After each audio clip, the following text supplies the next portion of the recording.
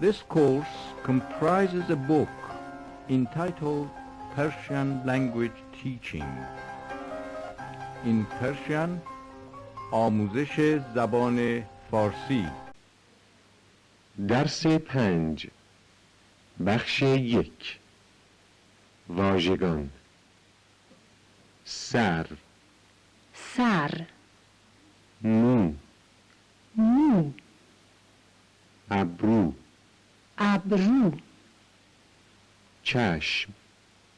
چشم، لب،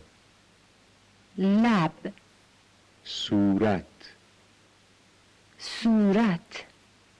گوش، دست، پا،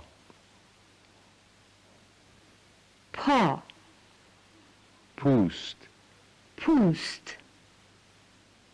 دوست، زن، خانم، شوهر، اسم،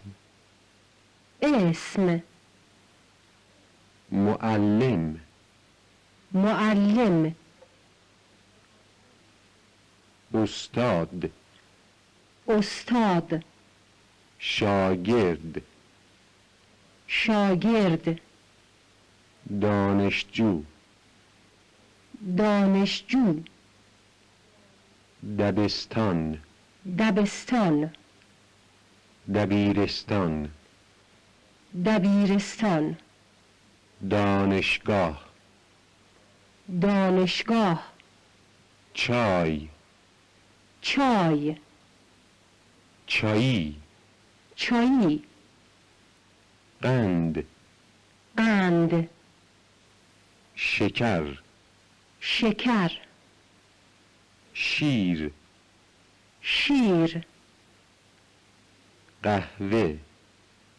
قهوه، نان،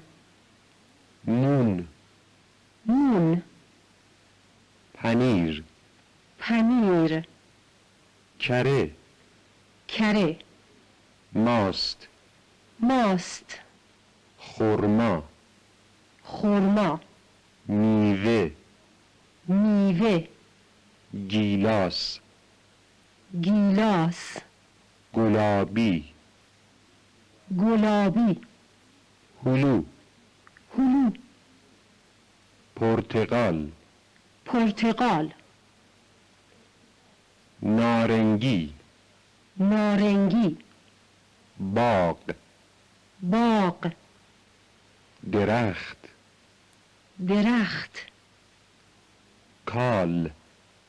کال، نارس،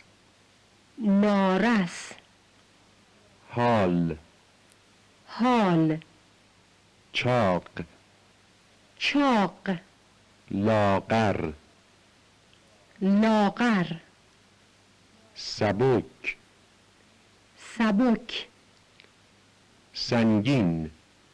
سنگین، شور، تلخ، راست، چپ، رنگ، قرمز،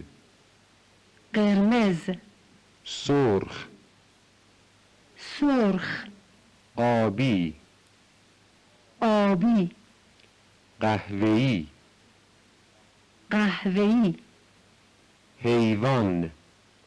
حیوان، حیوون، خر، الاغ، گاو، گوساله،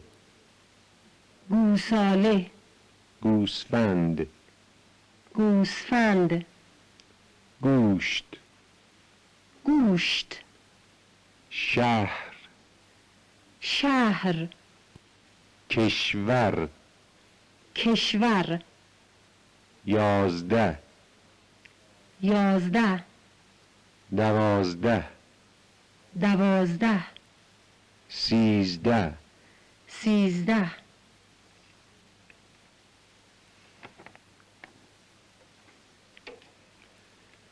14 14 14 14 15 15 15 15 16 16 16 16 17 17 17 17 18 18 18 18 19 19 20 20 20 20 هنوز هنوز زیر زیر رو رو تمرین 28 بشنوید و تکرار کنید. منم منم تویی تویی اوست اوست اونه اونه ماییم ماییم شمایید شمایید شماین شماین ایشانند ایشانند ایشونن ایشونن آنهایند آنهایند اونان اونان